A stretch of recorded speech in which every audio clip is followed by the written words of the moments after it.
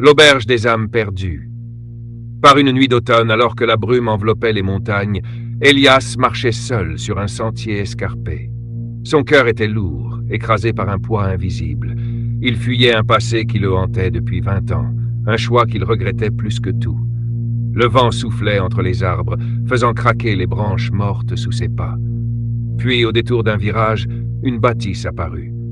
Une auberge ancienne, éclairée par une lueur dorée, trônait là où il n'avait jamais vu aucun bâtiment auparavant. Intrigué et épuisé, il poussa la porte. L'intérieur était chaleureux, éclairé par des chandelles qui projetaient des ombres dansantes sur les murs de bois.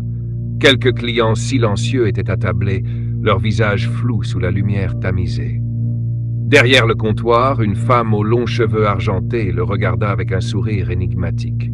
« Bienvenue à l'auberge des âmes perdues, dit-elle d'une voix douce et posée.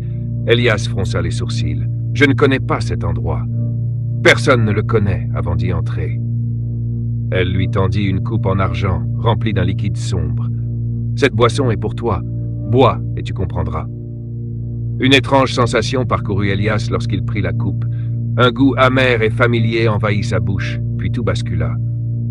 La brume se dissipa, laissant place à un décor qu'il connaissait trop bien. Il était de retour dans son passé, un soir de pluie, 20 ans plus tôt. Il se tenait sous un lampadaire tremblotant face à Lena, la femme qu'il avait aimée et qu'il avait abandonnée. Elle pleurait, le regardant avec une douleur qu'il n'avait jamais oubliée.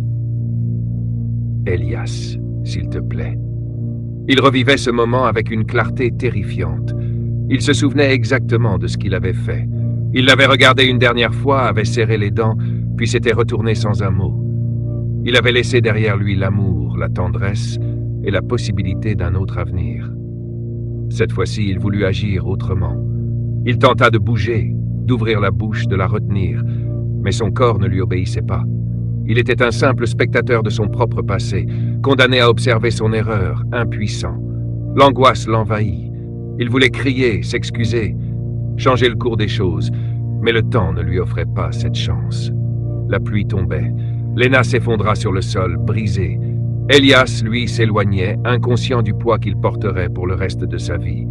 La scène se brouilla et dans un souffle, tout disparut. Il se réveilla violemment, haletant, une main crispée sur son cœur. L'auberge était toujours là. La femme au comptoir le regardait avec compassion. « Tu ne peux pas changer le passé, » murmura-t-elle. « Mais tu peux choisir de ne plus le fuir. » Elias sentit les larmes couler sur ses joues.